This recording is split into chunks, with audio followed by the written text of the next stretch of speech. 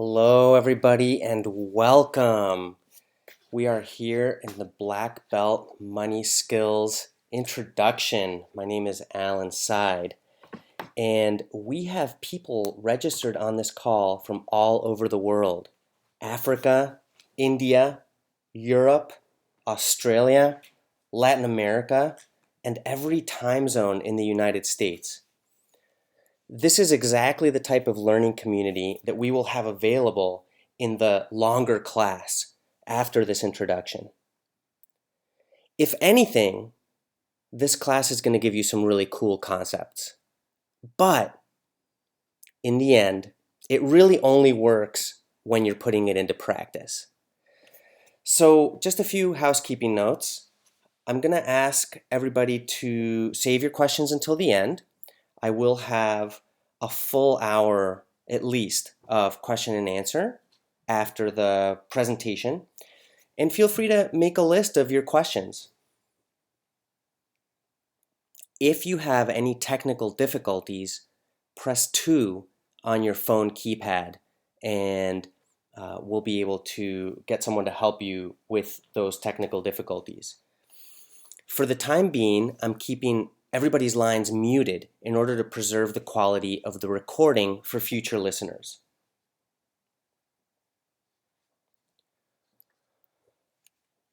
So let's start with a little inspiration.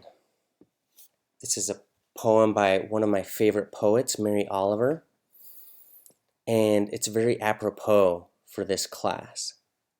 It's called The Summer Day. Who made the world? Who made the swan and the black bear? Who made the grasshopper?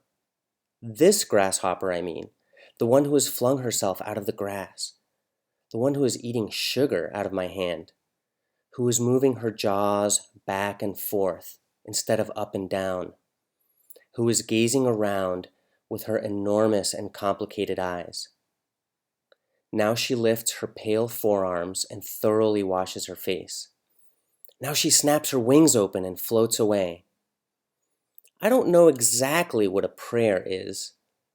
I do know how to pay attention, how to fall down into the grass, how to kneel down in the grass, how to be idle and blessed, how to stroll through the fields, which is what I have been doing all day.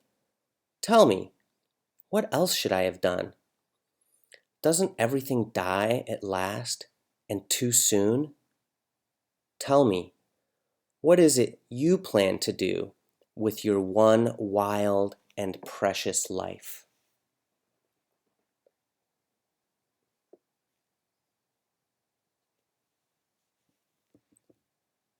That last line is really significant to me, and it directly relates to this class because even though this class is about money, it's really more about life. It's about how do we get money to work in our lives and to be a powerful force for the kind of life we want to lead, for us to live fully, for us to be able to love completely, and to give our greatest gifts in this lifetime. Everybody on the call probably has a handout, so just follow along as we go through this. So let me tell you a little bit about me and what my background is with this material. I was born in New York City, American dad, Mexican mom, and when I was a baby, we moved to Mexico, and I grew up bilingual, bicultural, and a dual citizen. At the age of 16, when I was in high school, I had this ecological awakening. It was really a kind of a crisis moment for me because I realized that we're in the largest extinction period since the dinosaurs. And it just really hit me that if you poop in your nest long enough, one day you're going to wake up with it up to your neck. And I realized that humanity really is at a crossroads. At the age of 18, I had kind of a vocational crisis / awakening moment where I realized I'd been in school since I was 5 years old, and I was being prepared to basically sit at a desk for the rest of my life in a cubicle until retirement age. And I thought, that is not a life. That is not the life I want to lead. And I really struggled with, how am I not going to get sucked into the rat race? How will I avoid, or how can I create a life that's more beautiful and more powerful than the 9 to 5 till you die? I just knew I had more to give and more to do than that. And at the age of 20, this particular process that we're going to go over today fell into my lap, and I started applying it at the age of 21. The year was 1992.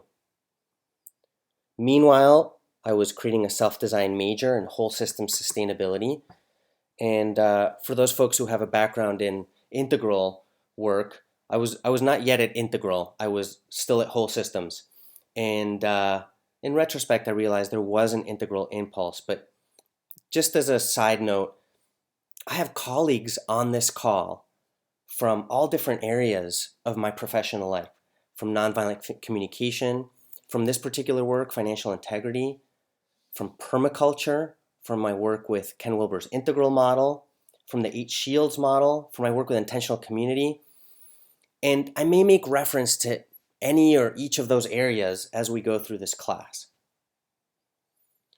By the age of 28, applying the steps in this process that I'm going to go over with you today, I had created a small nest egg, and my work was becoming stressful. I wasn't enjoying where I was so much. The landlords of the house I was renting in Seattle wanted to sell the house, and I needed to move. Excuse me for a moment. And I had an opportunity to work at a project in British Columbia called the Global Living Project. That was a sustainability boot camp, summer camp, and research project. And I just decided, hey, I'm going to take 6 months off of work. But because I had these savings, at the end of that 6 months, I realized, well, I could just keep going. And I did. And that became a year, that became 2 years, 3 years. It actually ended up becoming 7 years where I had a self-directed sabbatical. And during that 7 years, I got a hold of everything that I could that seemed really high quality in the areas of personal development, lifestyle design, sustainable living, intentional community. And for 7 years, I was pretty much a seminar junkie. I sat a lot of meditation courses. I studied nonviolent communication in depth. I studied permaculture design. And I was applying this process. So that 7-year sabbatical ended in about 2005. And it was around that time that I founded Cascadia Workshops as a vehicle to share my findings in best practices for how to live in harmony within ourselves, with each other, and with the planet. But as we get into this class, I want to be very clear. There are 3 types of experts, and I'm only claiming that I'm 2 of those 3. So let me explain that. One type of expert is the researcher reporter, somebody who has explored, researched, learned a lot, and is now reporting back on their findings. Another type of expert is the results getter, somebody who has obtained results by applying something, and then they're sharing their experience with that something, and on the basis of the results that they've obtained. The third type of expert we'll call a role model. So I'll accept the first 2, the researcher reporter and the results getter. I've done the audio course that Joe Dominguez put out before the book Your Money, Your Life even existed. I did that audio course about 7 times. I've read the book. I applied the steps in this program consistently for over 12 years. And I've obtained some serious results during the time that I was applying this process.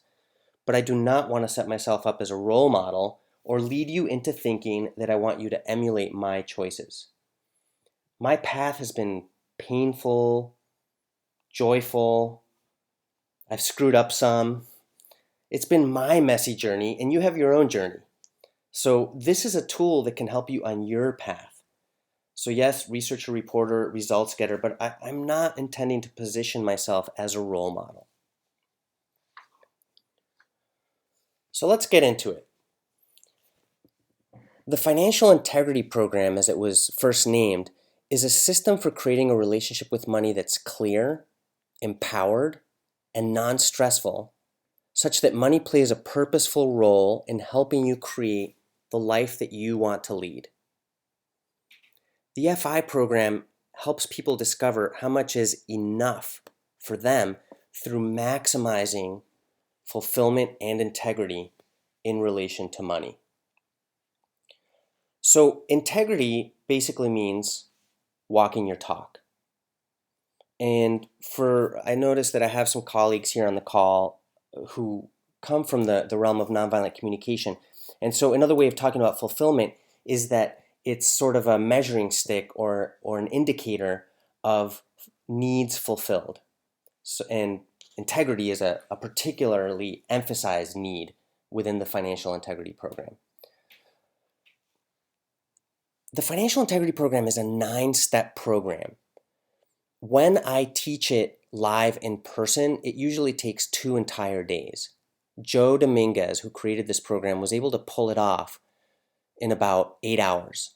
So today I'll be able to give you an overview of some of the steps and show you how the program works and how all the things fit together. But I won't be going through all the steps. I find that when I do so in a very short time, I end up doing a disservice to everybody because I leave a lot of gaps and a lot of blanks. Now, FI stands for 3 things: financial intelligence, financial integrity, and financial independence, sometimes referred to as FI1, FI2, and FI3. And it started as a purely personal project for Joe Dominguez in the early 1960s, and then it grew into an international best-selling book called Your Money or Your Life. So after many years of struggling, Joe Dominguez, who had grown up in Spanish Harlem as a child, where life was about just get that buck, get that buck, get that buck. Once you have the money, then you'll be happy. And he had the good fortune of going to a middle-class high school where people already had the money, but he found that they were just as miserable as everybody else. So it really got him thinking, how come? And he wanted to get to the bottom of what is the connection between money and happiness. And how is it that we get stuck in this work and spend cycle for our whole lives? Joe entered Wall Street in the 1960s as his laboratory. And it was there that he developed these steps, again, as a purely personal project. And he retired in 1969, a day before his 31st birthday. After that, he met other people and was teaching them the process, and they started traveling together, being of service in different places. And people would start asking, how is it that you have so much time on your hands? And Joe would share with them, and then next place they'd go, people would keep asking, and then people would start bringing their in-laws, and it pretty much grew into a full-blown seminar. And Joe started offering the seminar as a fundraiser for other organizations. At some point, Joe got tired of teaching it as a live seminar and decided to record the best explanation of each section and turned it into an audio course called Transforming Your Relationship with Money. Later on, Joe and Vicki Robin and some of their collaborators founded the New Roadmap Foundation, and I met them in the early 1990s and became close friends with them, and they became mentors of mine in the Seattle area throughout my 20s. After a while, Vicki, who had been president of New Roadmap Foundation, handed the baton to me, and I was board president for a few years, and the foundation continues. During the time that I knew them, they had given away $1 million in microgrants to organizations that were working toward a positive future. And this was possible because every single person working in New Roadmap Foundation had done the steps in this program to get themselves to the point of being financially self-sufficient. So as a nonprofit, it was staffed entirely by full-time volunteers who were there because they loved the work, as there was no paycheck involved at all. And so they were able to turn on a dime. They were not dependent on funders. In fact, they became a philanthropic organization and gave all the proceeds away. So let's do a little exercise here. This is a fun one. I call it waving the magic wand of time. Imagine that a 24-hour day is suddenly 20 hours. We've taken 4 hours out of the day. What things do you take out of your life? Just take a couple minutes right now and write down what are the things that you take out of your life if the day is suddenly 4 days shorter.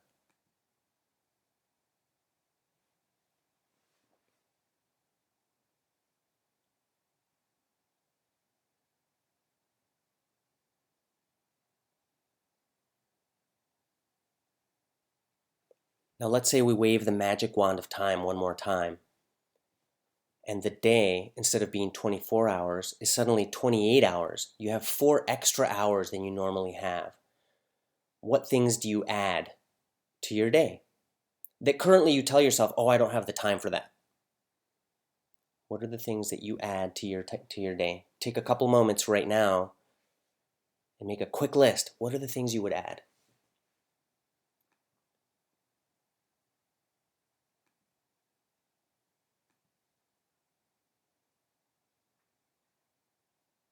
This is just a simple exercise for surfacing some of the priorities in our lives that we tell ourselves, at least through our actions, are not priorities.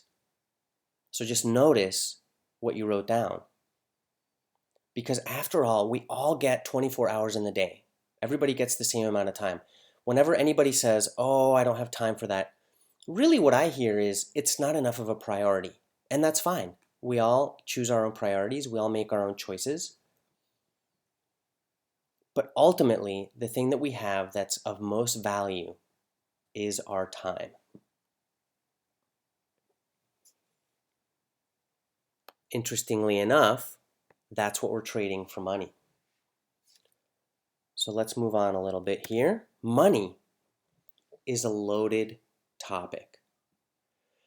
We need to start here because it's honest and because it's true, and we need to face it and just accept it and acknowledge it. It's a charged topic. Arguments around money are the most common reason for divorces. Many people feel more comfortable talking about sex than they do talking about money. I have a friend who very nonchalantly, very matter-of-factly is able to talk about some of her deepest sexual fantasies and says it with a smile on her face and with relish.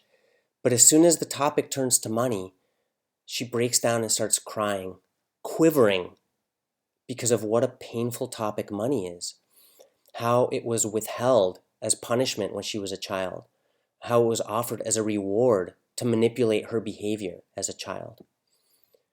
And again, for each of us, money can be charged in a different way. And there are 2 conditions that guarantee that, by and large, most of us are less than clear in relation to money. One of those conditions is the fact that there's no consistent early childhood education about money. So think about your earliest money memories. Think about the first messages that you got, and they don't even need to be verbal messages. It could be maybe you didn't see mommy and daddy around very much when you were little, and it had something to do with money. Some people grew up always with enough, and when they saw people who had less than enough, maybe they felt guilty in relation to money. Some people grew up always being told, we can't afford that. Sorry, we don't have enough. Sorry, we can't afford that. And when they grow up, they end up splurging on themselves to make up for the sense of lack that they experienced as children. Again, it's different for each of us. Each of us has a different money story, but that is one of the conditions that makes money a really tricky topic, is there is no consistent early childhood education around money. Now, the other condition that guarantees that we're probably a little screwed up around money is that we have a confused and confusing cultural context. You think about some of the basic cultural sayings, and I'll use the English language in the United States as the context here. Excuse me. Love of money is the root of all evil. And yet, money makes the world go round. And yet, money can't buy me love. And yet, cash talks, BS walks. Cash is king. But the best things in life are free. You think about all these cliches and taboos that we have in the culture, and they're actually contradictory to each other. And you think about, for example, how many people, what percentage of people in our culture can read the little numbers in the financial pages of any financial newspaper, the Wall Street Journal, for example. Only a very, very small percentage of people can decipher those figures. So at some point in our history, economics replaced religion as the touchstone of human experience. And economists play the role that very often in the past priests used to play, because they explain the happenings of these mysterious events that touch all of our lives.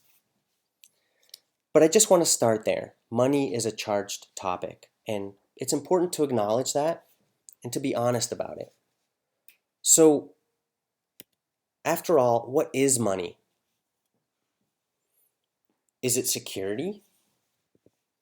If I give you an attaché case that says $1 million on the side of it, and we handcuff it to your wrist, and have you walk through a dangerous neighborhood in a city, is money security? Does it keep you safe there? What about money is power? Or money is freedom? I really want us to be clear about what are the things that we're projecting onto money. Is it a tool for political repression? A means for pillaging the earth?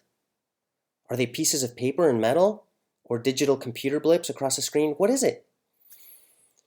And part of Joe's genius is that he came up with a definition that's both true 100% of the time, meaning cross-culturally, but that's also a very personal definition of money. It's personally meaningful, as opposed to merely theoretical. Well, the definition Joe came up with is that money is but the hours of life energy that I exchanged for it. That makes it very, very personal. And it's true in any context, even if the means of exchange is cacao beans or cowrie shells. I think this thought originally came from Thoreau, the author of Walden, when he wrote, "The price of anything is the amount of life you exchanged for it." But let's look at this a little more closely. So when we're talking about hours of life energy, you'll see that one of the pages on the handout, or if you're watching this as a video, you'll notice that what we have is an actuarial table. So that tells you if you're at a certain age and whatever the average remaining life expectancy is for you, you have so many hours left of your life. So if you're 45, you have approximately 33 years left. Now there are more detailed tables in this that actually break it down by gender, since women tend to live longer than men. But if you're 45, you have roughly 290,000 hours of life left, but half of those are spent sleeping and eating and taking care of regular bodily functions, so half of that is what you have left. How much do you value the remaining time that you have left on Earth? How you spend your life energy says everything about the meaning and purpose that you ascribe to your life. Let's get a little more granular about this. This is a made-up example, right? Imagine somebody works 35 hours per week and they make $700 per week. That means they make about $20 per hour. Simple enough, right? but there are hidden costs. Now, with this calculation here, somebody goes out to dinner and they spend $20 on dinner. The financial integrity program does not say spend the $20 on dinner or don't spend the $20 on dinner. And I'll get to what it does say. However, this calculation is erroneous because we do have hidden costs usually with our employment or whatever our means of income is. So when we look at our real hourly wage, and again in this made up example, under the hours per week column, I've added some hidden costs. This person commutes 7 hours. At the end of the day, they need to decompress. That's another, hour plus per day. Maybe they have work clothes. Some of us need to do laundry for our work, or we have dry cleaning costs for our work. We have a particular work uniform, or maybe there are tools related to our work. So this person had 17 hours that were hidden, but that they need to invest into their job in order to keep their job.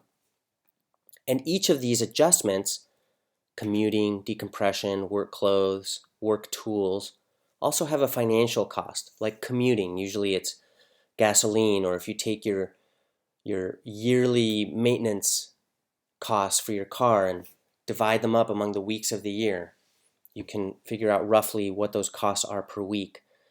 So again, in this made up example, and it's made up so that the numbers round out just so, this person is making half of what they thought they were making. So now when they go out to dinner to spend $20, they're not spending 1 hour of their life energy, they're spending 2 hours of their life energy.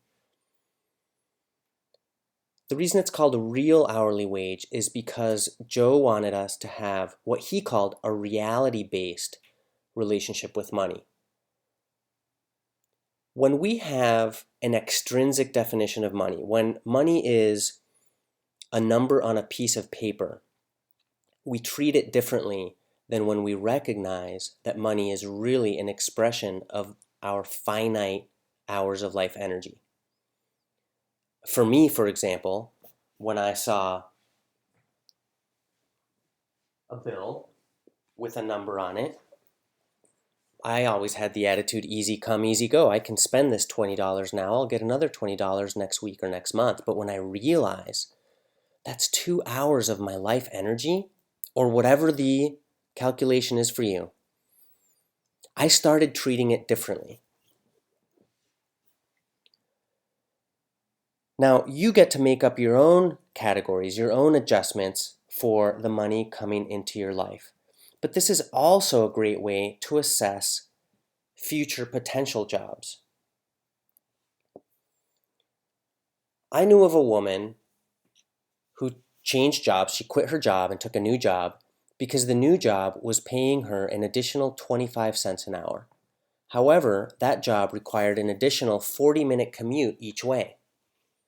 If she had known about the real hourly wage calculation and had done it, she would have realized that she actually possibly would have ended up behind it, that it might not have been such a great choice to switch jobs because the extra commute more than compensated for the additional money she would be making. So this is a good way to assess future earning possibilities. But let's say that we've established the real hourly wage. Then what do we do? So now that you know, once you have a definition of money that's based on the hours of your life energy, which makes money much more real because it's an intrinsic definition of money, what do you do with that? Well, this is what you do. You have 3 questions that you can ask in relation to your expenditures. The first question is, did this expenditure bring me satisfaction and fulfillment in proportion to the hours of life energy I spent on it? So when I spend that $20 on dinner, and that's 2 hours of my life energy, the question isn't, do I spend it or do I not spend it? The question is, am I getting equivalent satisfaction and fulfillment? If I am, great. If I'm not, it's just information. One of Joe's mantras in this program was no shame, no blame. This is not about making yourself wrong or about feeling guilty or about thinking that you were bad. It's actually about maximizing satisfaction and fulfillment. So when we find that our expenditures do not bring us satisfaction and fulfillment, then that gives us information and we can start to adjust. The second question we ask, is this expenditure of life energy in alignment with my values and life purpose? Now, some of us may have no idea what our values and life purpose is, but simply asking the question allows us to surface what it might be. Asking the question creates a space in our minds for something to rise to the surface. I'll tell you what I mean by values. What I mean by values is what we say is important to us. However, you may say something is important to you, like spending time with your children, but then in your actions, when you actually look at what you're doing, you may not be spending very much time with your children, and so then you're out of alignment. You're not being of integrity with what you say is important to you. Now, I don't care if you change your walk or you change your talk, but when your walk and your talk line up, you're experiencing alignment or integrity.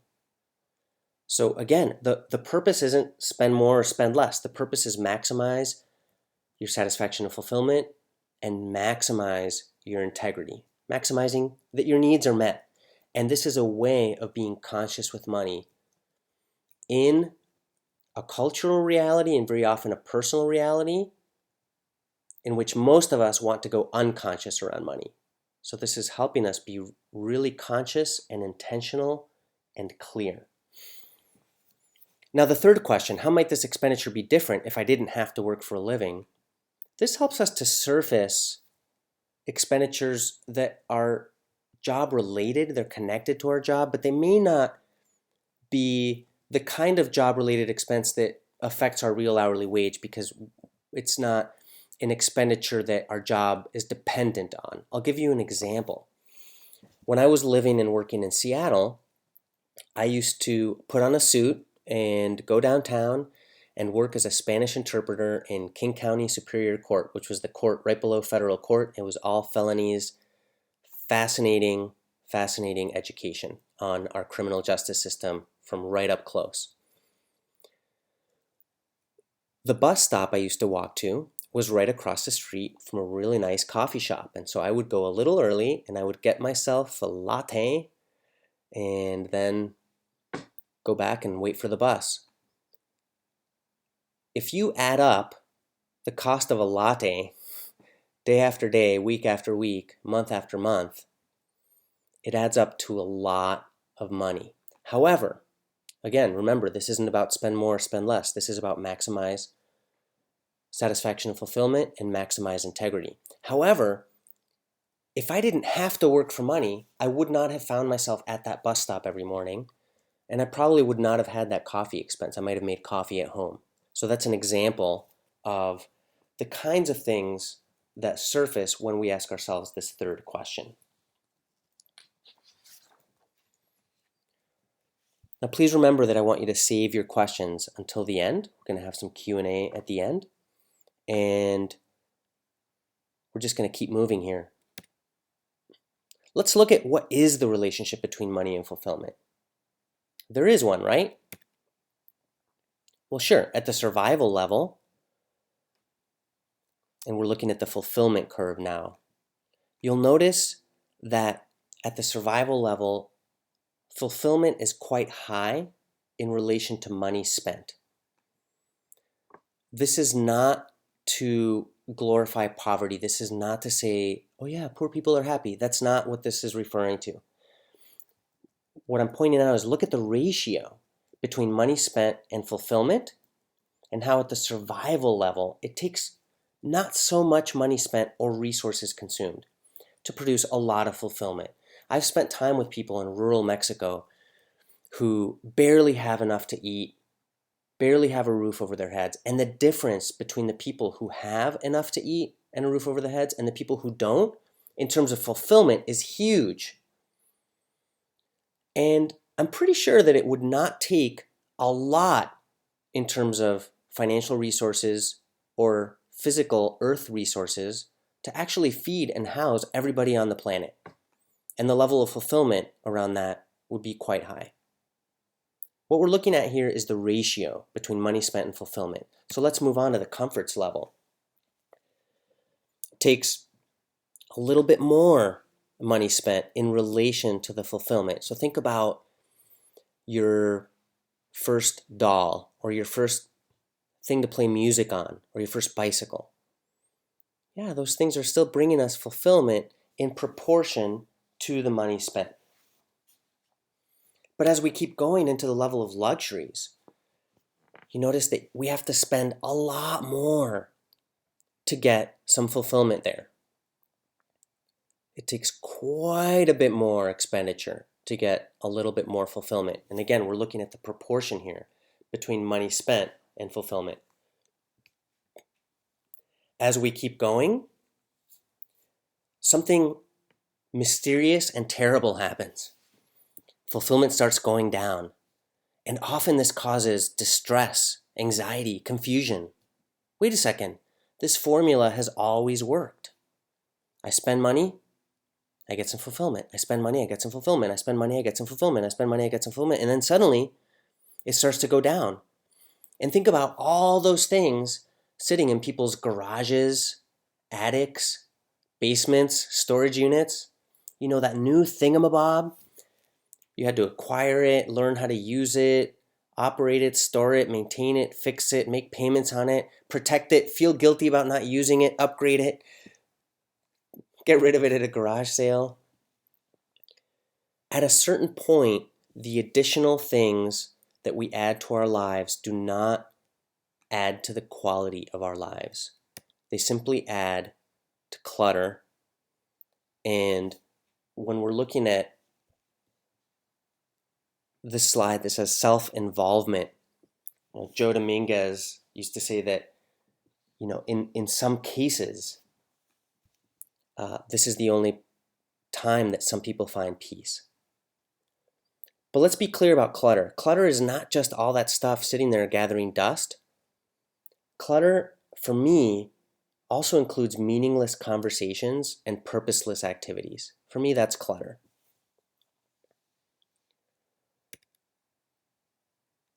However, the peak of the fulfillment curve, that's the important part. That's the magical moment. That's the magical place here. That's called enough. The important part about the enough point is that it's maximum fulfillment in relation to money spent. More money will not bring more fulfillment. This is the peak. Now, your enough point doesn't have to be up at the high level of luxuries. It could be closer to comforts. Notice that this graph, the fulfillment curve, does not have any numbers on it. This is a purely personal discovery process. You get to define how much is enough for you.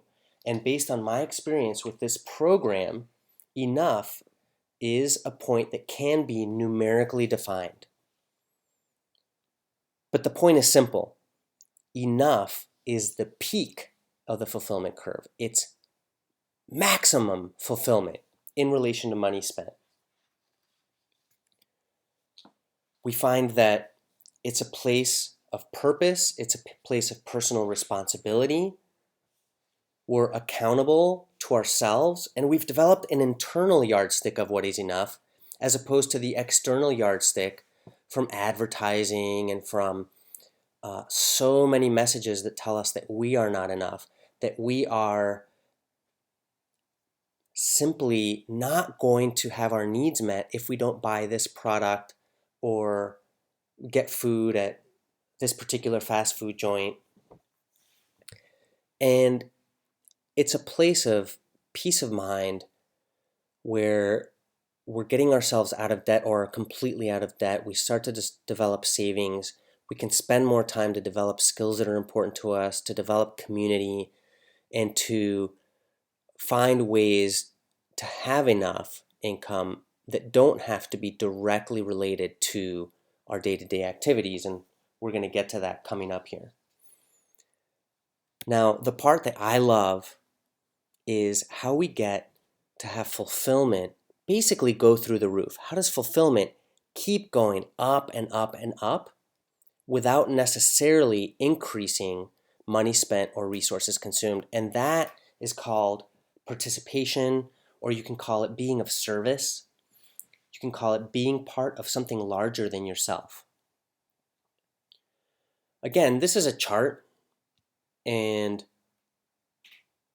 all models lie, but some are useful, right? So it doesn't mean that you get to this place of enough and then you can be of service. No, of course these things can happen concurrently and simultaneously.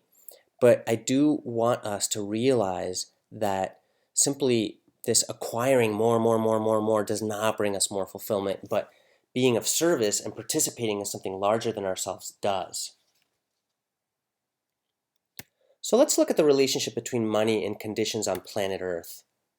Here's planet Earth. There's all this stuff happening: deforestation, the ozone hole, global warming, pollution, hunger, crime, acid rain, war, garbage.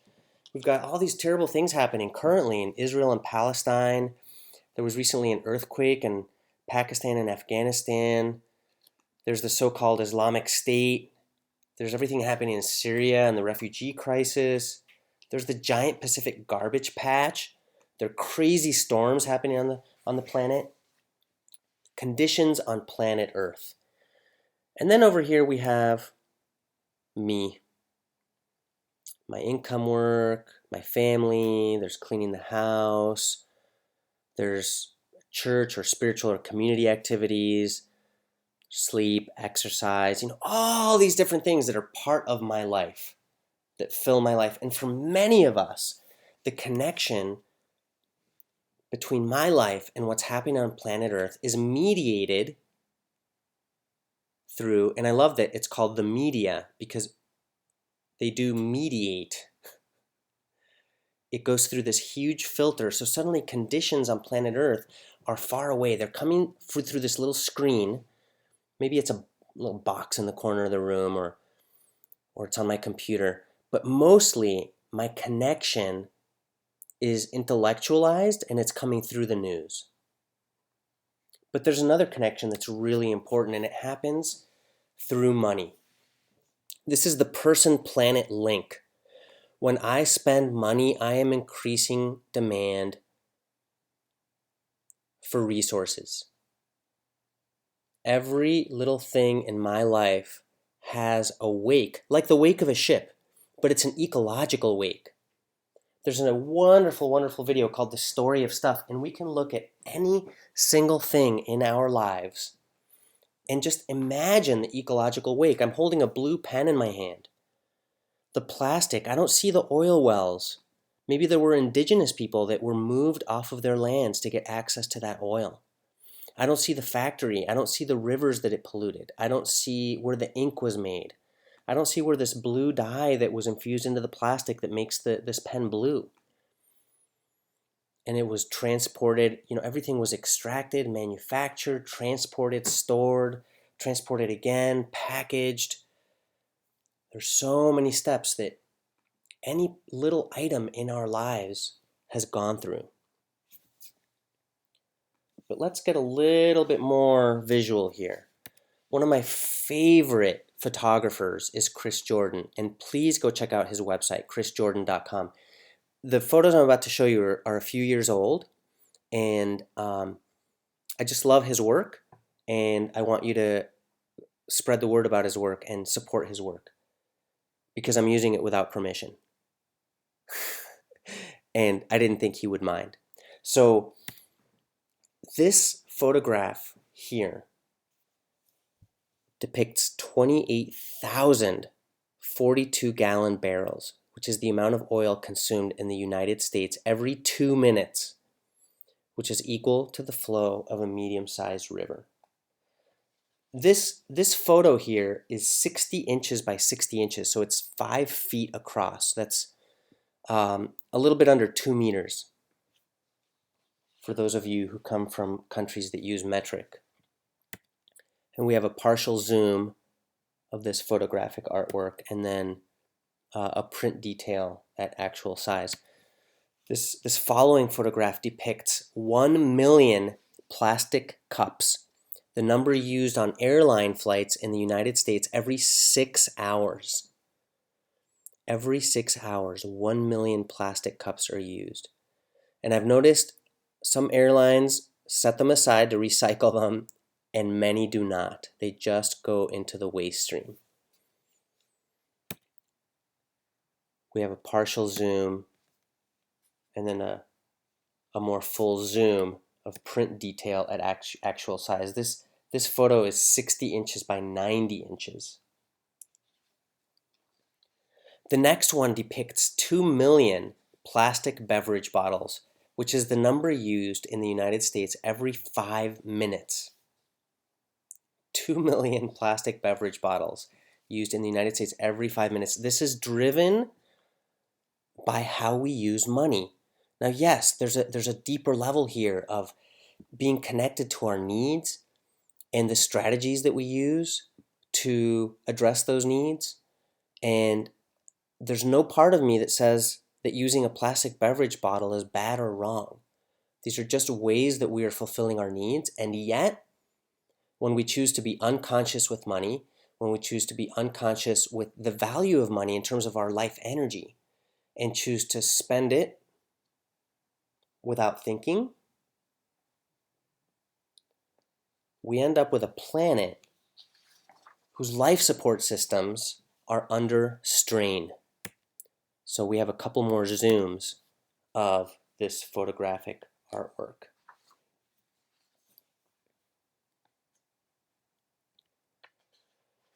Now, the next little piece, I'll just read you this message from the Gyre, the North Pacific Gyre, which is also known as the North Pacific Garbage Patch. And this is written by Chris Jordan. He says, these photographs, and I've only included one, these photographs of albatross chicks were made in September 2009 on Midway Atoll, a tiny stretch of sand and coral near the middle of the North Pacific. The nesting babies are fed bellies full of plastic by their parents, who soar out over the vast, polluted ocean, collecting what looks to them like food to bring back to their young.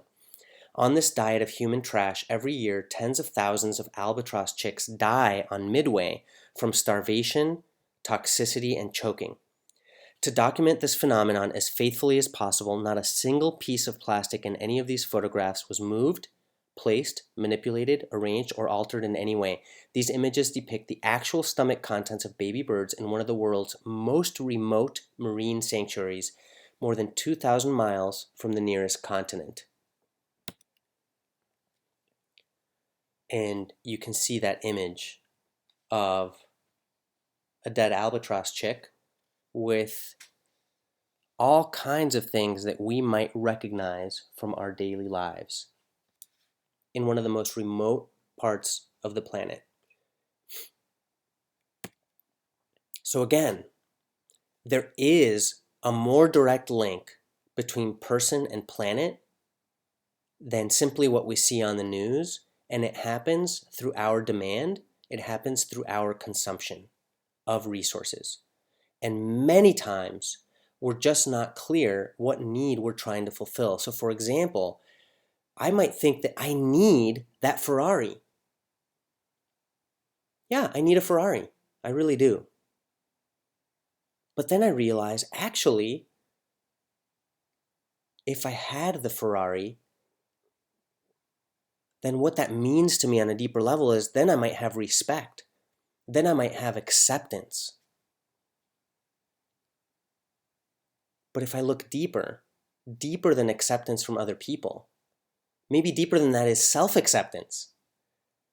And I guarantee you there are cheaper ways than a Ferrari to get self-acceptance, acceptance, and respect.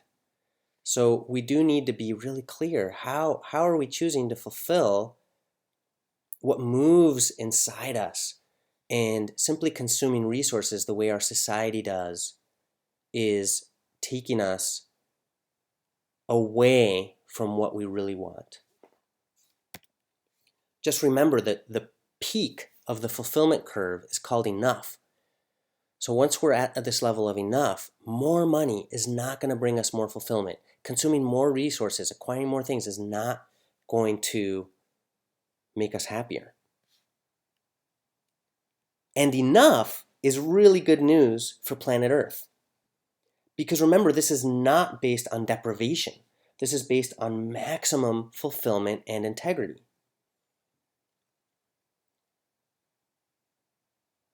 Let me give you an example. I eat an ice cream cone. It's fulfilling. But when I eat 6 ice cream cones, one after the other, I feel sick. I'm possibly throwing up. That's not fulfilling. In Economics 101, they call that the law of diminishing returns. So it's just simply knowing how much is enough. In 1992, I found myself in Costa Rica studying sustainable development with the School for Field Studies, and there was a momentous historical event that happened in 1992, and it was the Rio Earth Summit. It was the largest gathering of government officials ever to look at the environmental crisis. And the wealthy countries, led by the United States, were turning to the poorer countries and saying, overpopulation, overpopulation, overpopulation. You need to reduce your overpopulation. And the poorer countries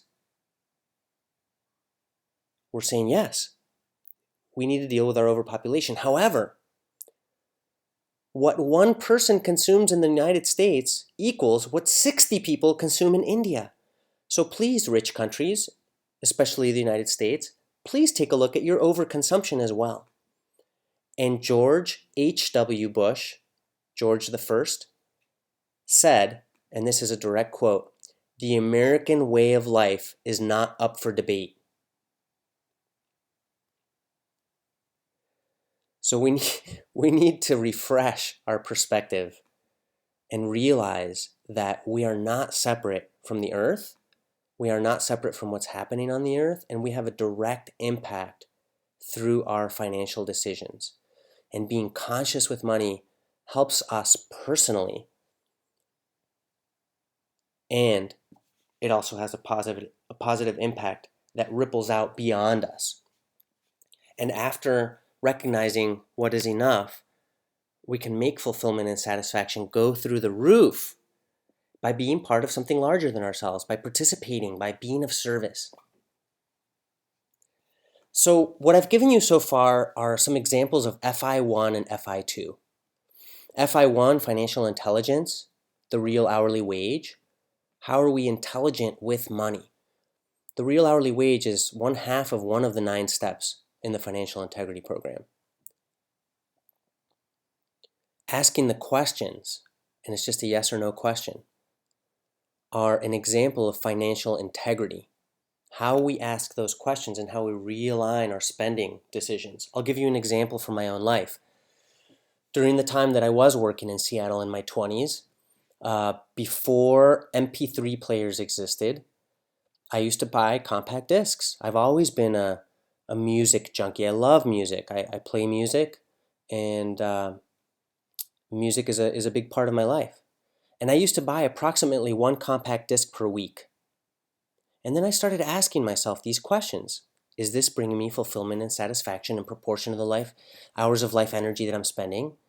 And is this expenditure of my life energy in alignment with my values and my life purpose? And as I asked myself those questions, month in and month out, in relation to that spending category of music CDs, automatically, naturally, effortlessly, my spending started to go down. And I started to buy 1 CD a month. And guess what? My fulfillment per CD was way higher. And it was also more in alignment with my values, because buying less plastic was something that was important to me. So we've looked at financial intelligence, we've looked at financial integrity, and I want to take a brief look at financial independence for those people who are interested in that part of the program. Now, the program has 2 purposes. One is to create a relationship with money that's very clear, that's intentional, that's non-stressful, where money plays a purposeful role in my life. But the other purpose, the other side of the coin, is that some people use this program to create for themselves the option of early retirement. Now, you might say to yourself, oh, this is impossible, or that could never happen for me, and that's fine. But it is a natural outcome. It's a natural byproduct of doing the steps over time. So let's look at it briefly. Financial independence is defined as having a steady and secure income for the rest of your life, coming from a source other than what you do day to day, that is enough and then some for a consciously chosen lifestyle. Now, there's something that happens when you're living within your means and you're aware of what is enough, that your expenses start to level off within a range of what is enough for you. And there's another aspect of the program that looks at valuing your life energy in terms of how you earn it. So let's say that your income goes up a little bit, like in this chart here that's reprinted from chapter 8 in Your Money of Your Life. So that space is called savings. And if I'm wise about where I put those savings and where I park them, let's say that they start to produce interest income. And yes, I'm prepared to have a discussion about macroeconomics and anything you want, but just stay with me for this example. At some point now, I can project that my income coming from the money that I'm saving and that I've parked somewhere, that I'm investing somewhere, is going to reach a certain amount. And when that amount of monthly investment income crosses over my monthly expenses, then I've reached a place where I no longer need to trade my time for money. Now, again, there's a lot of safeguards built into the financial integrity program so that you're not stressing out or you're not living, sort of on the skinny branches. You have some breathing room. But this graph that we're looking at is part of one of the steps in the program, and it's simply a window into a long-term process that happens naturally with this program. So let me just conclude. When you develop the money skills that the FI program gives you, you create a relationship with money that's clear, empowered, purposeful, and non-stressful. By investing consciousness into your personal relationship with money and by choosing to maximize your fulfillment and your integrity, you can discover what is enough for you. And if you are living within your means, spending less than you earn, that money begins to add up, which has multiple benefits, including recession-proofing your life, being prepared for emergencies, and the potential of creating more thriving, more resiliency, and increasingly freeing up your time from a work and spend cycle so that you can participate, be of service, and contribute to the larger whole. Now, as far as next steps, yes, this was a free intro, and I want to give you the full class where I can lay out each and every one of the steps for you. There are 2 levels in the class. There's simply the learner level where we would get together once a month. Right now the classes are the first Tuesday of each month, starting November through April, and you can simply get the core sessions of the Black Belt Money Skills program, and we'll have Q&A time in each session. You'll also get the handouts and the audio recordings of each of those sessions. At the implementer level, however, we've added another session, which is an opportunity to get together with the learning community that's taking the class, and it's an opportunity to learn from each other and to explore different strategies that people are implementing, and it's an opportunity to get additional coaching around how to implement the steps in the program, because there's so many little tips and tricks. People say, well, how do we do this in a couple? How do we do this in a family?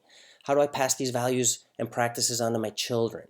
There are all kinds of different special circumstances that people bring up, and the extra implementer sessions are a really good time and place to go into these questions in more depth so that you can implement the steps in a way that really works for you.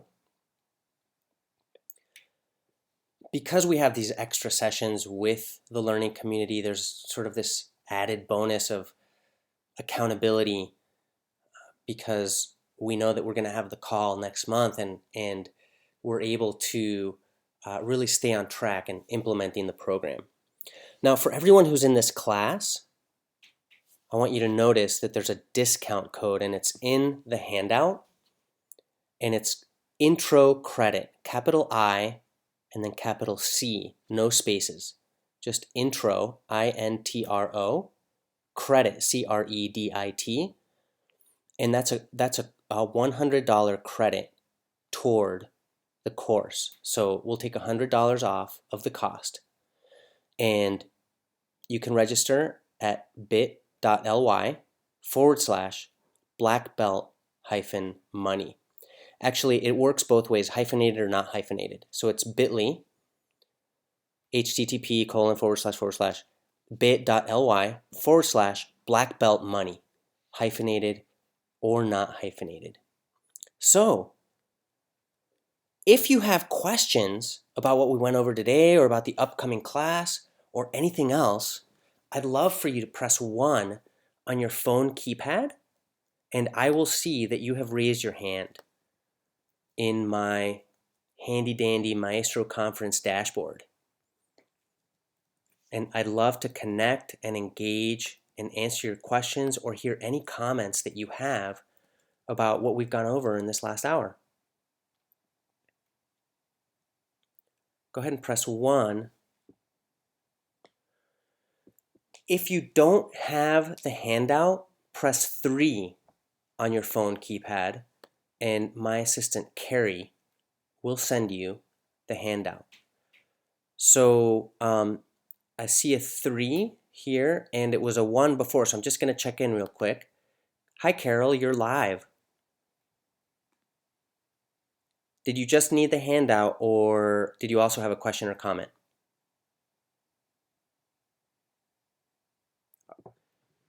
Hi, Carol, are you muted on your end? You might be muted on your end. Okay.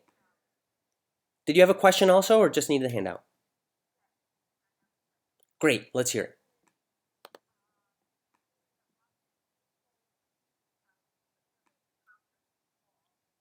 Yes. Yes.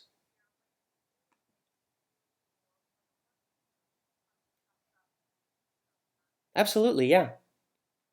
We have 2 ways, email and phone. Yeah. Great. Yeah. Yeah. No, when people come to my courses, I just want to make myself available. I want it to work for you. I'm also a business coach, and one of the things that comes up a lot in business is that I realize that the more my clients' needs are met and fulfilled, the more my business thrives.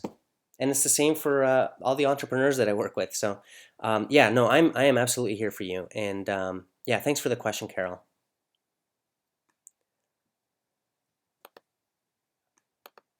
Let's hear from Kath. Hi, Kath.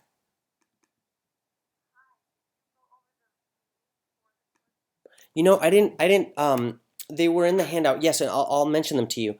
The learner level, and again, remember this is a 6-month program. The learner level is $295.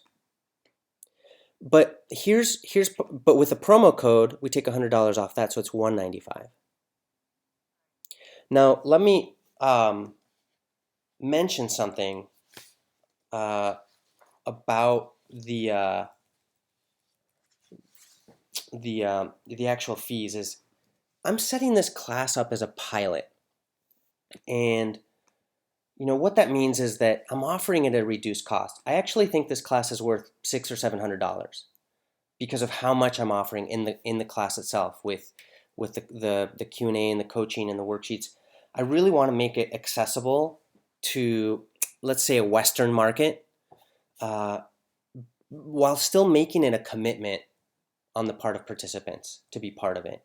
And also, when I set it up as a pilot, that also means that I'm going to be asking for extra feedback as we go because I want to improve it and I want to make it better.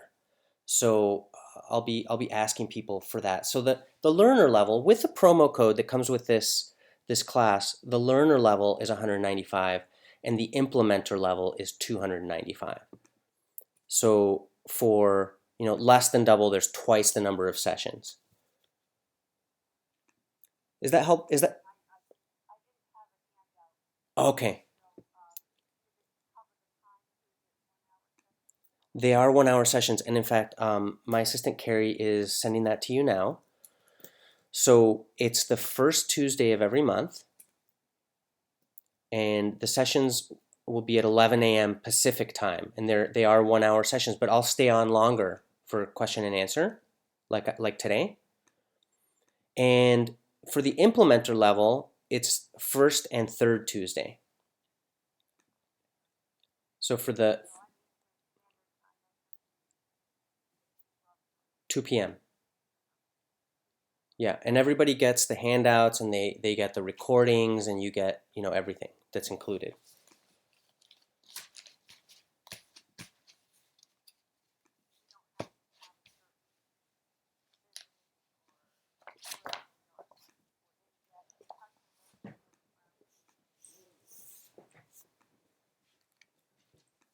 Sure. I don't actually get into whether you should apply for bankruptcy or not. That's not my area of expertise. However, I have a lot of colleagues and uh, experts sort of on tap that I can connect you with and that I can refer you to who can give you input, feedback, perspective on those questions. And yes, this is for anybody who has money coming in and money going out and some sort of activity in the middle. It doesn't matter what part of the fulfillment curve you're on. Some people are struggling, they're at the survival or comforts level and they're not yet even near enough. And it's also for people who are so far past enough that they're struggling with all the clutter and they don't even know what to do with the money they have, and it's a big weight. When I was talking earlier about how money is a loaded topic, I remember having a participant in one of these classes who shared with the group the immense amount of money that she spent on therapy because of her feelings of guilt from an inheritance that came into her life. So it's really anywhere that you are on the spectrum is fine. The steps work the same way. Is that Yeah, go ahead.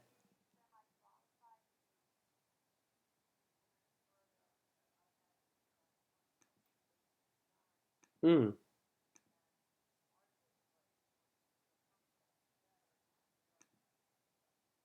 mm.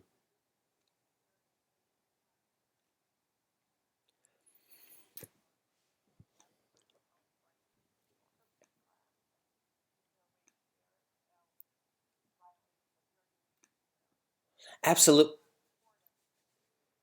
Absolutely. No, I want this work to spread too.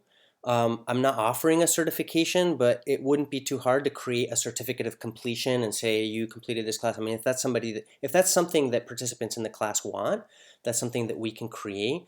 But the more important thing is that as you're applying the steps, your money issues start to clear up, and your friends are going to look at you and they're going to say, "What's going on?" She seemed down in the dumps. Now she's glowing and you're going to naturally get enthused about it. People naturally share things that they're excited about, right?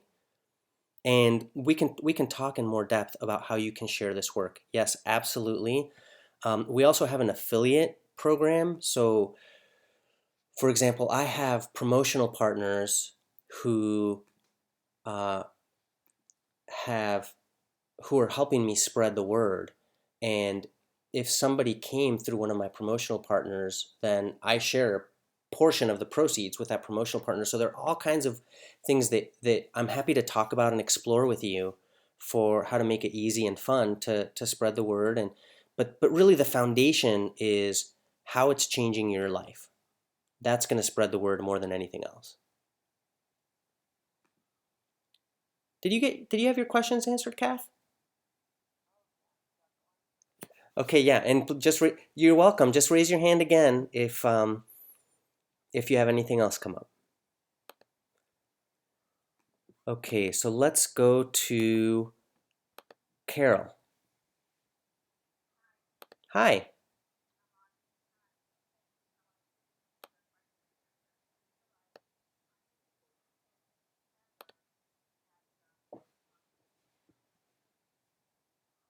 Yes. Yes. November 3rd. Yes, it starts in a week. So, in fact, I'm keeping the cart open only for a week. It'll be actually less than a week. So, there is a limited time to register because I'm going to start in a week.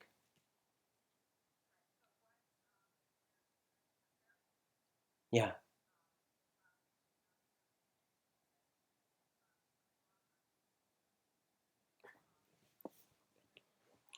Yeah. Yeah, I understand. So, Carol, because you'd be missing only the first two sessions, what I would recommend, right? So you'd be missing the first Tuesday of November and the first Tuesday of December. Unless you sign up for the implementer level, then you're missing like the additional November session.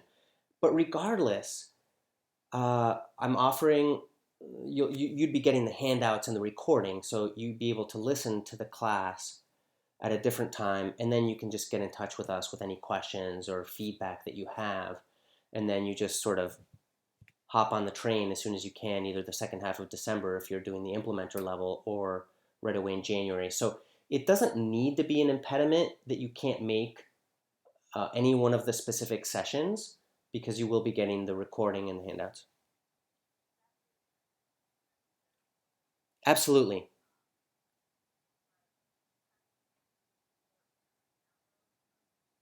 Sure. Yep. Yep. I'll be giving everybody a special link where you can go and download it, and there'll be handouts for each of the sessions. You'll be able to download that. And again, if you have any questions whatsoever, you just email me or my assistant Carrie. And keep in mind that we also have a 30-day money back guarantee. So you go into the class, you check it out, you say, well, I thought it was for me, but now I realize it's not for me. Then there's really not any risk.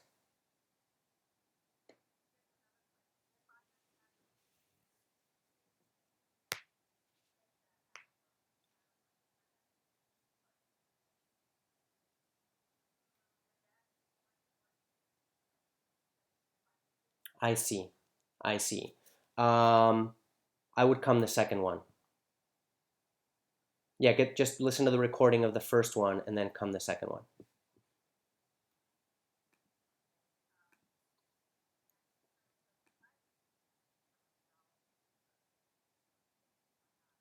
Sure.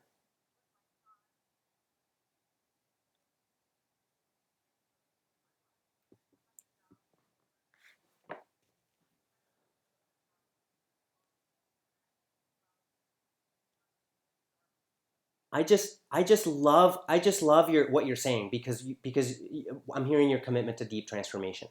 So I just got super excited hearing you talk. Yeah, yeah. Just let me know how I can make it easier for you, or let me know anything I can do to support you. Just reach out to me, please. Yeah. Thank you, Carol. And let's go to Tom.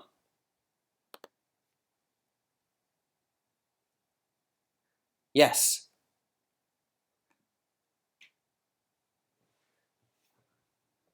Yep, that's a little better.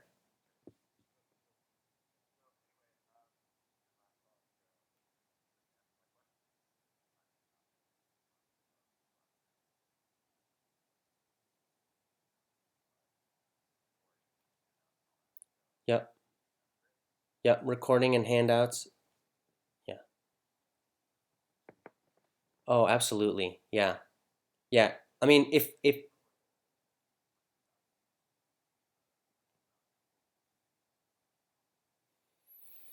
well, your encouragement is the kind of thing that keeps me going. And yeah, I'd love to have you there.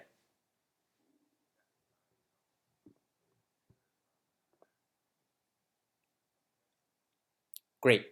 Yeah, let me know if you have any questions that come up or any way I can make it easier.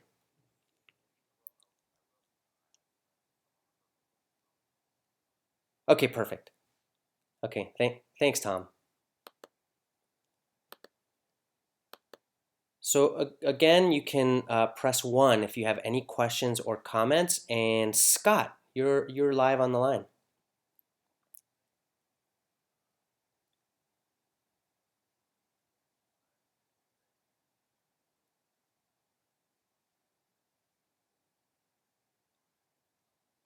Great.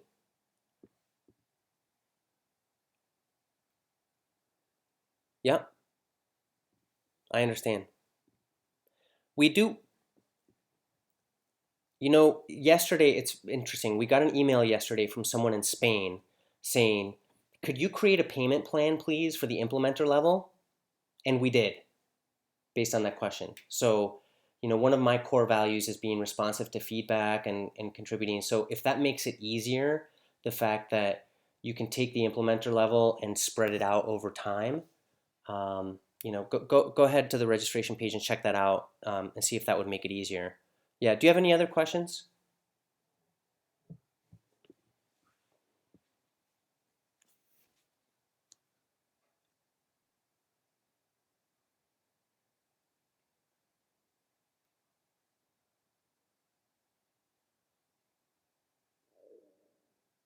Please do.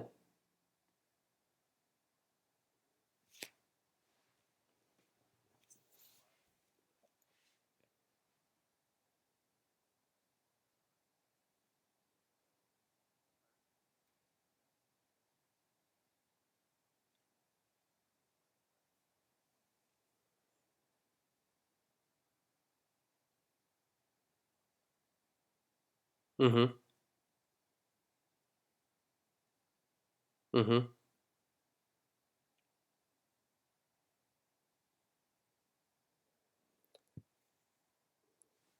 Absolutely.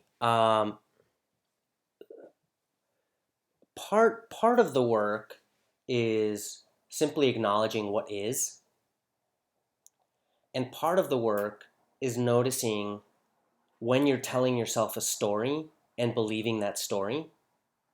Like when I've told myself that something was impossible and then the following week I did it. Um, if you had told me 10 years ago that I would be able to lead a class working from home with people on every continent, I would have said, yeah, right. So even some of the expenses that seem completely inflexible, we might find creative ways of brainstorming how to make those expenses more doable, or how to find ways to get the same needs met with a smaller financial allocation.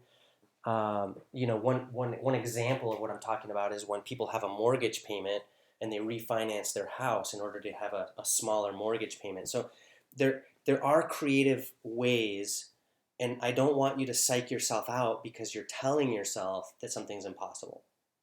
So if it is rigid and it is non-changeable, then part of the work is accepting that and acknowledging that, and maybe we need to mourn that, but we ultimately need to be with that and change the things we can change. But a lot of the time, the things we think aren't changeable actually are.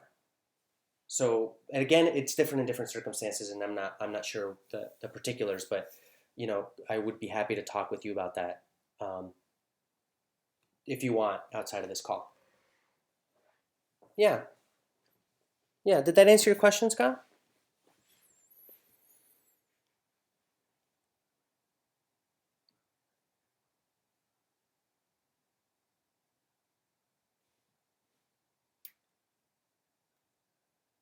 Mm-hmm. Yeah,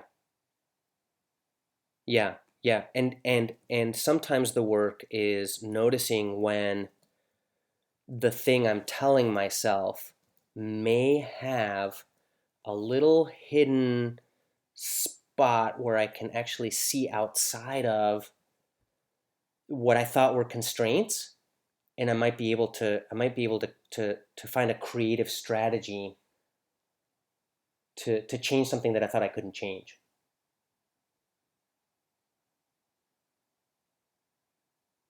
Yeah. Thank you, Scott.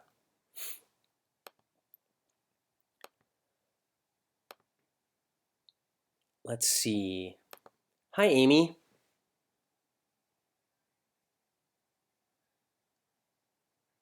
Good. I'm glad you're liking it.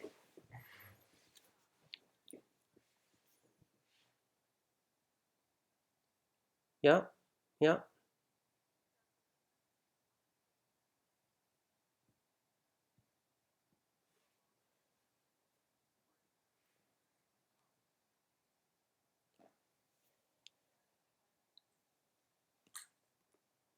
Hmm.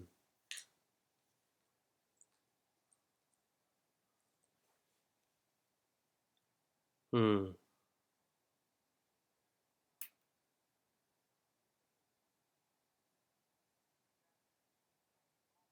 Mm-hmm. Hmm. Yeah. Mm-hmm. Mm-hmm. Mm-hmm.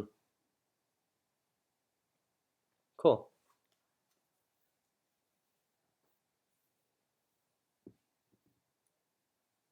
Yeah.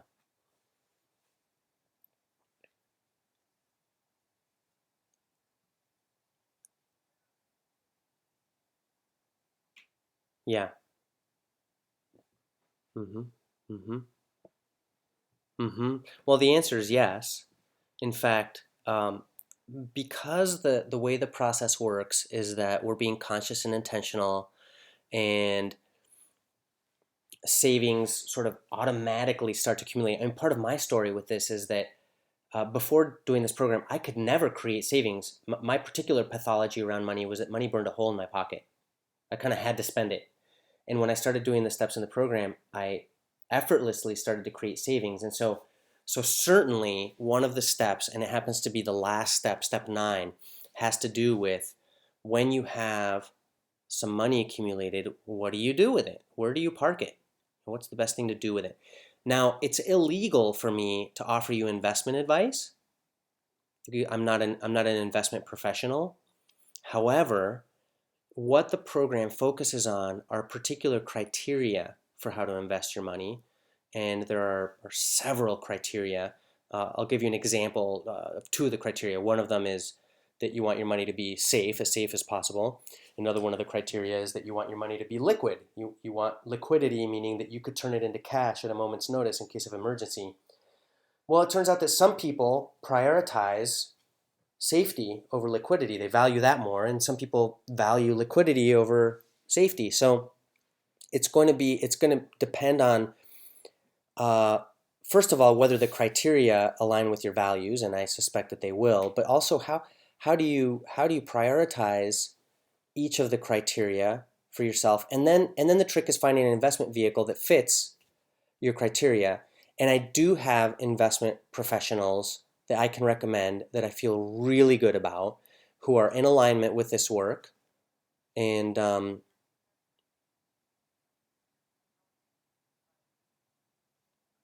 yeah, yeah,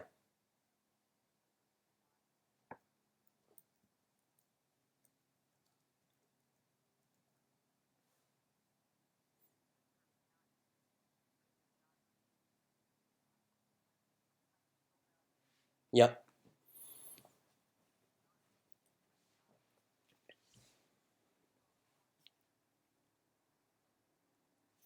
yep,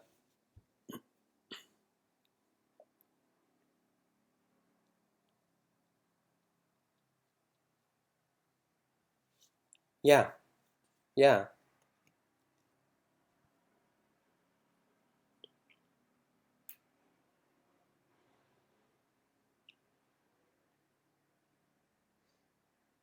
yeah.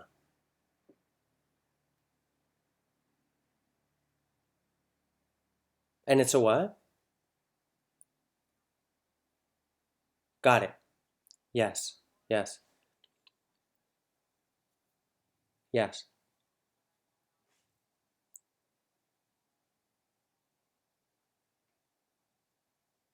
yeah,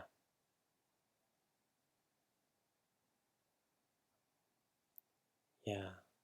Yeah. Absolutely. And so it absolutely makes sense. So I'll just tell you back what I'm hearing to make sure I got it, which is that because of what you value and some of what comes up for you in relation to the money that you have saved, and also in relation to some of the people in some of your social circles who for whom it appears to be easy to just go out and get a bite to eat and that kind of thing, that it's been a source of a disconnect for you between you and other people. Yeah, yeah, right, right. Well, and that's one of the things. That's one of my dreams for this program is that we can create a real sense of community, so that we can find other people who are like-minded and who have similar values, but also we can find people who can give us that understanding ear and just that sense of like emotional support, or yeah, I get that, or I go through that too, or this is what I've done to work with that. And I'm coming here as sort of a facilitator of the process, and I have quite a bit of experience and background in these tools. However, I plan to be learning along with everybody else. I'm going to be a member of the learning community, and we're all going to be able to bring some of the different tips and tricks and strategies and resources that, because there's so much out there for how to live really, really, really well without having to, spend a ton of money to do it. So I feel a lot of alignment personally with the values that you're expressing, and that's my hope for this course is that you will find more community here. Yeah, thanks, Amy.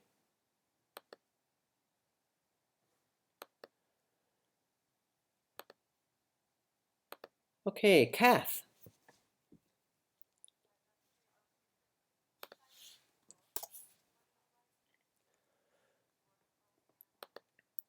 I've set up this program so that you don't need to. So this is its own course, standalone, independent of any other vehicles that present the same information. However, if you choose to read the book, that'll just give you kind of additional reinforcement, or it'll add other pieces. For example, one of the things I like about the book Your Money, Your Life is it has a lot of stories of actual people implementing the program. So much so that there was a lot of demand for more stories, and a second book was written by David Heitmiller and Jackie Blix. I think actually Jackie is the first author. Blix, Blix, called Getting a Life. That's all stories. It's just stories.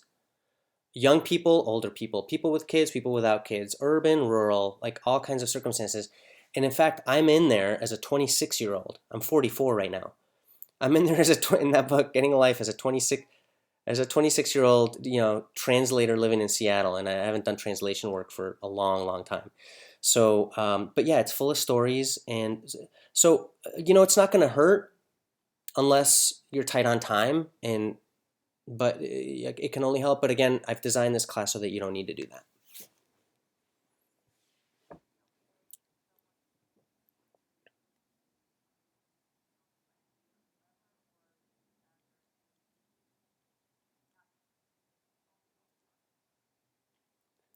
My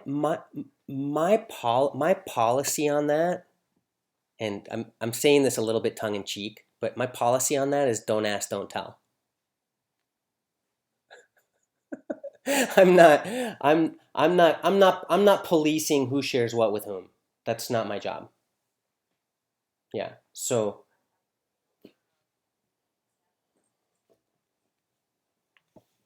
mhm. Mhm. Yeah. Yeah. Right. Well, this is the digital age. I don't, and what's interesting is that as I was working on this course, I was going to do one also in Spanish, do the parallel, and it just ended up becoming a lot of work to do it in English and Spanish parallel. Doing one launch is and one course is a lot of work by itself. So I think I need to either expand my team or I need to uh, do it in a different time frame if I'm going to start doing some of this in Spanish as well. But I'd love to do it in Spanish. There's certainly a need down there as anywhere else. And but yeah, it is the digital age. I understand how things work, and I'm I'm just gonna let you do whatever you need to do. If they have the resources to invest in the program, they're going to feel more invested. They'll probably get more out of it than yeah, no, go for it. Go for it. Yeah, if they'll get something out of it, if they'll enjoy it, go for it. Um, yeah, I'm not that's so yes, I'm not policing who shares what with whom. That's really not what I'm here for.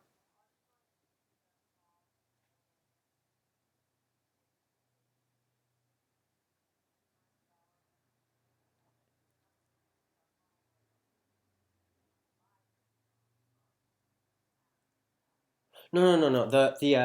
The recordings and handouts are included.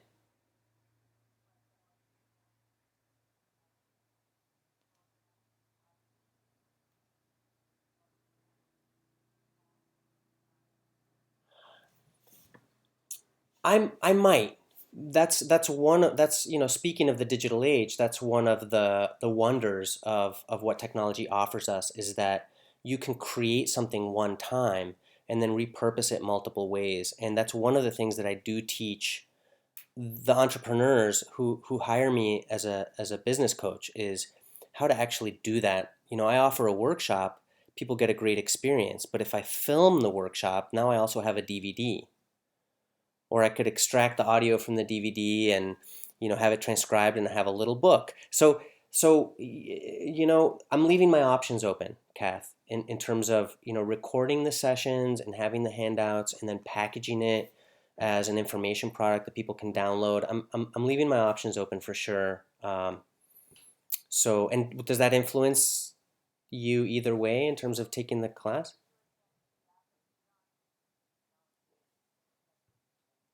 Oh, gotcha, gotcha. Yeah,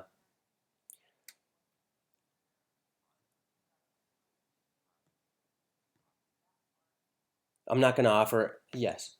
I'm not including anybody's personal issues in the recordings. So yeah, people can rest safe around that. But my pattern has been that I usually teach the live class for cheaper than what I sell the info product for later. That's been my pattern. Yeah, instead of making the info product cheaper. So and plus the info product, people don't get the coaching, they don't get the learning community and all that. So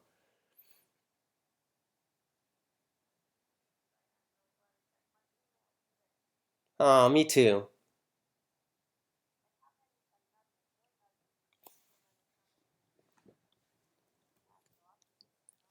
I have a minimum. I have a minimum. I don't yet have a maximum. If that would be a great problem to have. And if we do have that problem, if we do have that issue, maybe I create extra sessions. Maybe we do some things in small groups where I give people exercises and you have like a little pod, like a home group of people that you're working the process with together. Um, right now, I'm not expecting that that's going to be an issue, but we'll find creative ways to sort of get around that.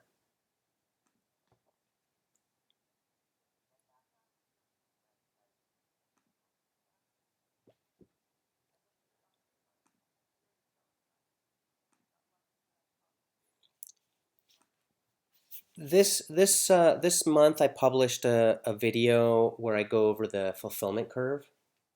That's on YouTube. You can just go to YouTube. In fact, if you do youtube.com/, Cascadia workshops, that takes you to all the videos that I have on YouTube. By the way, Cascadia is the bioregion in which I live, and so it's a little bit of a tip of the hat to the bioregionalism movement. And so um, You don't need to go to my website or look at anything else. I invite you to. You're welcome to, but that's you don't need to in order to do this. Now the registration URL, just in case there are other people on the line who didn't get that clearly, it's bit.ly black belt money, and that could be hyphenated or not. Black belt -money. bit.ly/black belt money, and that's where you can register. You can read more about it. And again, if you have questions, you can email me.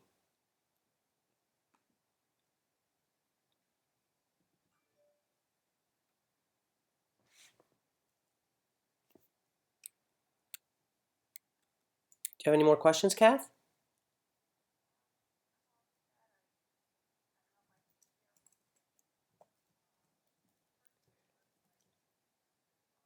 Please do, and then we have a couple other people with their hands up. With one L in Phillips or two L's? I've seen it. Okay, great. BillPhillips.com.